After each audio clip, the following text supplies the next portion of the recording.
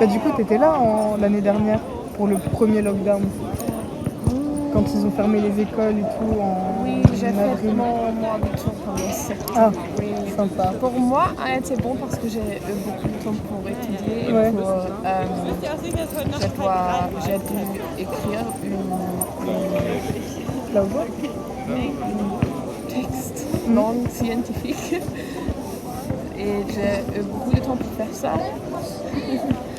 Ça, c'est une autre différence entre nous, que les volontaires allemands sont beaucoup plus jeunes. Parce qu'en Allemagne, c'est normal de faire le service civique directement après le abitur. Et en France... Ouais, bah déjà, c'est... En Allemagne, j'ai l'impression que c'est... Déjà, je crois que ça existe depuis plus longtemps. Et en France, ça fait que 10 ans que ça existe. Et oh putain. Et du coup, non, oui, en France, c'est vrai qu'après, il y en a qui le font jeune, enfin, juste après le lycée. Mais c'est vrai que sinon, ça vient...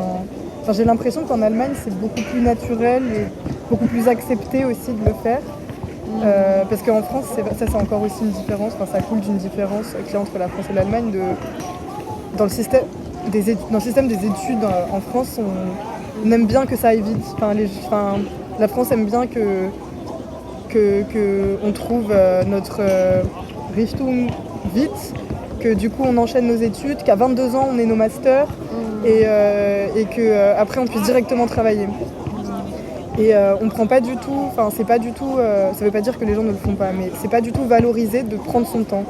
Si tu veux, moi ça m'a frappé quand je suis arrivée à la fac ici et que j'ai vu qu'en bachelor, les gens avaient parfois 30 ans, que c'était... Enfin, 30 ans en bachelor quand même. Mais je veux dire, d'avoir 25 ans et d'être encore en bachelor, c'est normal. Parce que on peut... Alors qu'en France, c'est ça, c'est que si en France, on fait une année de césure, déjà, c'est tout un truc administratif.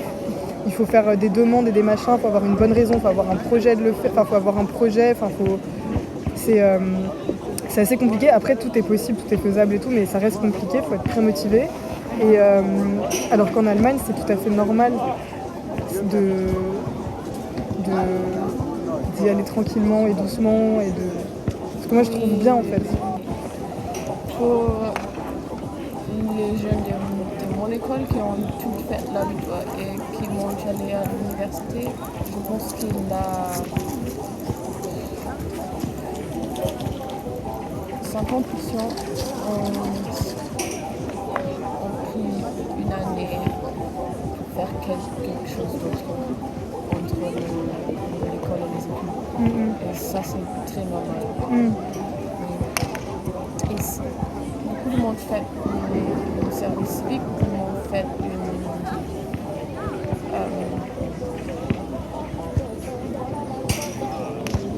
work and travel. Work and travel. Work and travel. Travailler et voyager. Ouais, c'est ça, une année de césure, on dirait. Mais du coup, est-ce que tu as un peu l'impression de... Enfin, par exemple, toi, tu t'es dit tout de suite, je vais faire un service civique et après, on verra, ou alors tu sais déjà ce que tu vas faire après? Je viens de décider ça dans le confinement. Oui, parce que j'ai eu beaucoup de temps pour penser. Et pour moi, c'est bon parce qu'avant